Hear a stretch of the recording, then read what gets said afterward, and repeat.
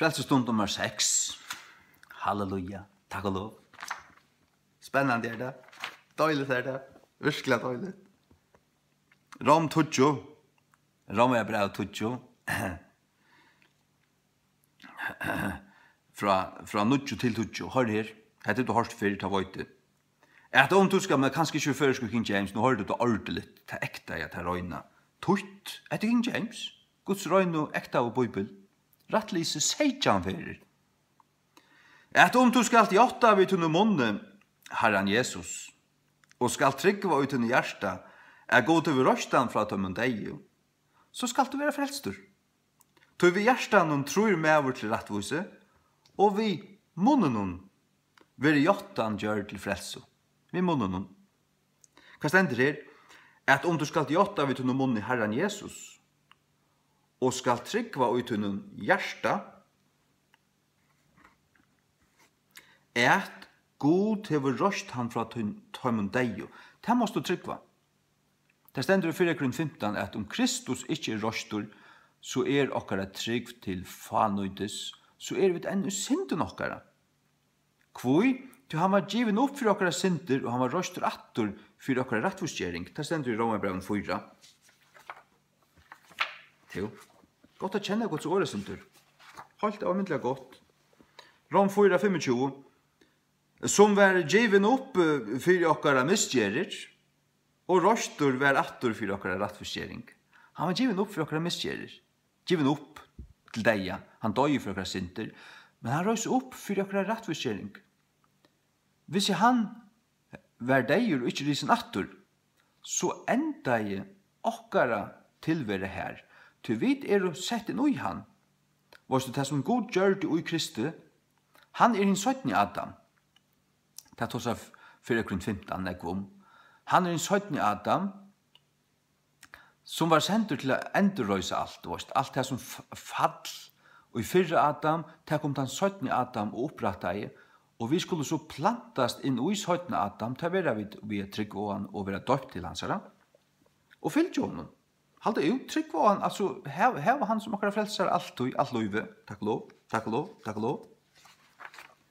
Først som ordentlig minne, på en framanna, og elskande fyllt jo honom.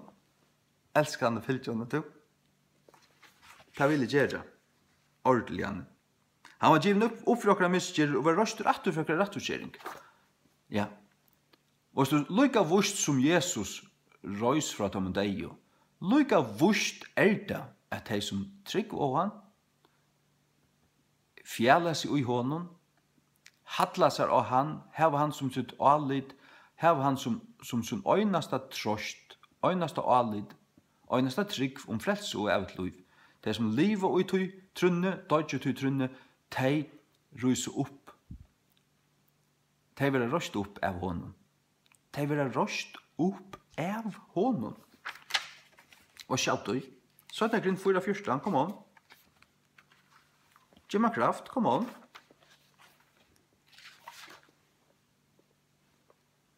Så er det grunn 4:14.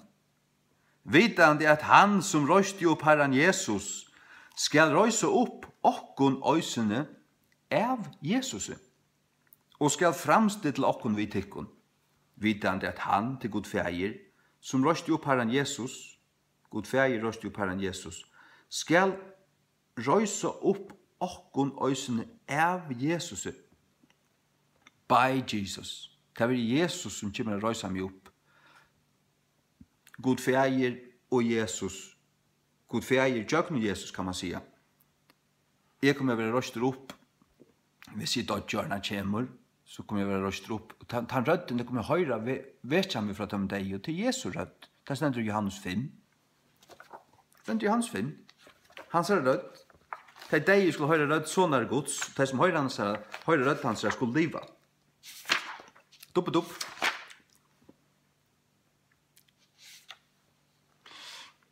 Johannes 5, fra 24.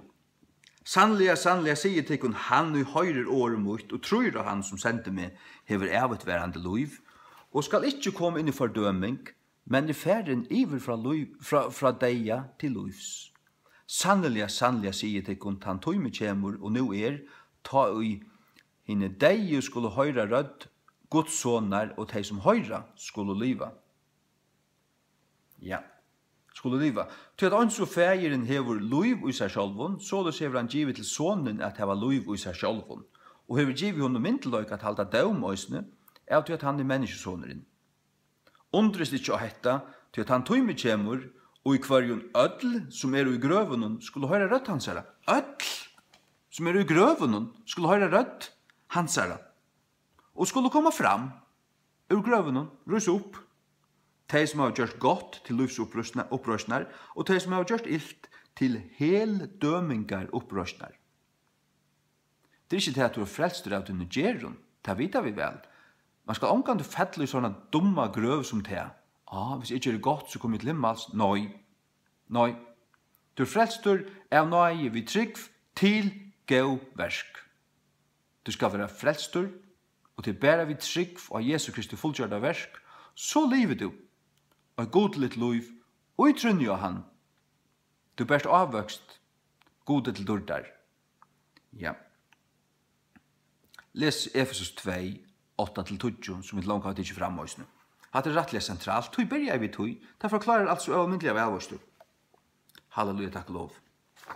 Hva var det vi byrja av? Vi byrja av her i Romerbrevnen 20, at om du skal jotta vi til noen munn i Herren Jesus, jotta vi til noen munn i Herren Jesus, jotta Herren Jesus, that if thou shalt confess with thy mouth the Lord Jesus, og skal tryggva ut under hjertet er god til røstan fra tom deg, så skal du være frelstur. Hvis du trust ut under hjertet, god vakti opp Jesus fra tom deg. Han som døy av krossen, han døy, han fører ned til helger, eller helvedes, trudja deg, trudja netter, tre deg røste god feir han opphattur. Hvis du trust av han døy for munna synd, han døy fullstendig, han fører ned i helvete, og trudja deg, trudja netter, røys opphattur ved liklen deg, så helvedes, røys opphattur, og han er ferdig til himmels. Og hvis du så trus du i hjertan og jottar Jesus fyrir menneskjon, hver en Pere Paul, alt et liv, så er du frelster. Så vi hjertan tror vi over til rettvise, og vi må noen være jottan gjør til frelse. Vi hjertan tror vi over, du måst tryggva. Det er ikke nok, du måst østene jotta Jesus, kjennast vi han. Det er stendur i Matteus. Tutsjo. Come on. Matteus 2, 32. Hver som helst ut skal jotta med framme fyrir månen. Han vil øysne jotta framme fyrir fægermånen. Framme fyrir månen. Jotta Jesus framme fyrir månen.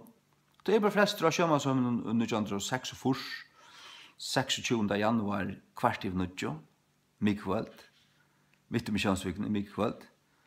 Ta jotta Jesus framme for 20-25 vittnen, som sier til her, pibrau.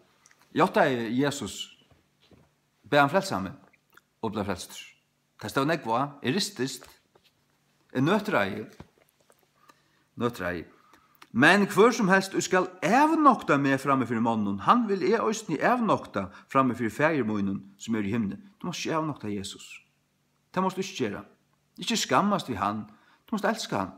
Han som er frelste, han som er gjørst alt fyrir det. Du skal bare takka mot det, du er fyllt til honom, og være fyllt til heilig andan, og liva rett, til han ikke passe.